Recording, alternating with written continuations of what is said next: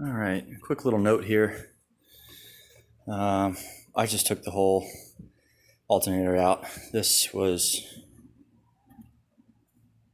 wobbling. See how it kind of wobbles? God damn it, I keep this thing still. You can see it wobble. I was like, all right, well, the pulley's warped, but there's a good point friend James was making was it's hard to get that out. I think that's a standard 1-inch socket to zap that off. You can't get a 1/2-inch drive. It's got to be a 3/8 kind of skinny. The 1/2-inch drive is too fat, and I can't get it in there. But he said, yeah, fine. The pulley could be warped. However, make sure your shaft isn't bent. So get this thing out so you can stare at it. Get this darn thing to stand up. And that shaft looked like that's kind of wobbling a little bit. So at that point, just get a new alternator. I don't know. They're going to be $150 with turning this in. No, it's not terrible. That was an absolute nightmare. Finding your supercharger Dayco parts, and you had to buy 2 parts and put them together. You had to buy a tensioner, with the wrong size pulley on it, and then you had to buy the right size pulley, and then you had to put them together. So I'm happy about that. That was nasty. This was huge. The harmonic balancer and the addition here. Look at the difference between those Woodruff keys.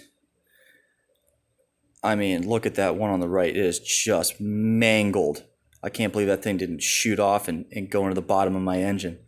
So there's your new Woodruff key.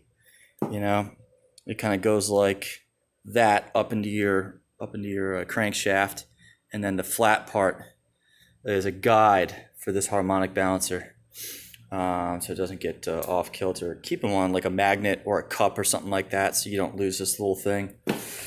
That was huge. And then the real reason for this is before you get too deep, you start taking your engine apart, which I'm not really, I'm being facetious, but before you get too deep into a job, make notes, make a video. This honestly is helping me as much as I hope it helps someone else, but I've been staring at this leaky power steering reservoir for years now, and it's torn at the bottom and it's torn at the top, and it's just constantly. So since I literally have the supercharger off, the supercharger bracket, the air unit, the freaking everything is off.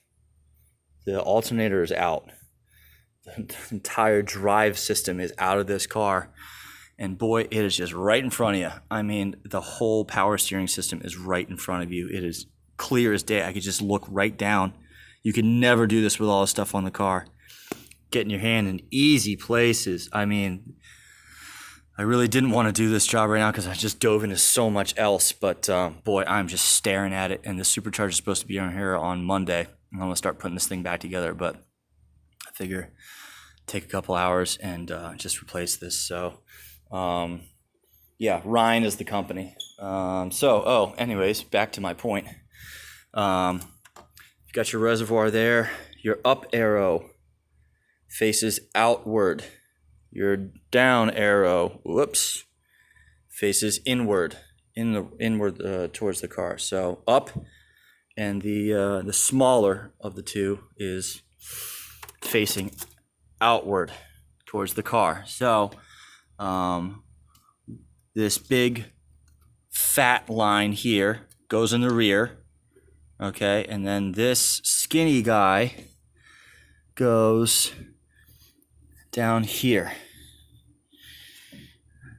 and it goes to that metal line. But the skinnier line goes up here, and the big fat line that goes right to your power steering pump is in the rear of this thing.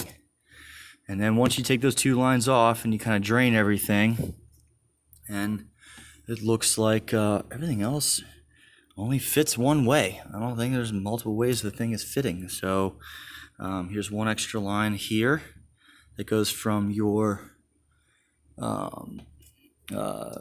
steering rack here to your power steering. I've got that, and I've got really everything else. Everything else should just button up. But yeah, it's good to just kind of take a video and see where everything goes. I don't think anything else is that complicated, honestly. Everything else is pretty straightforward. Okay.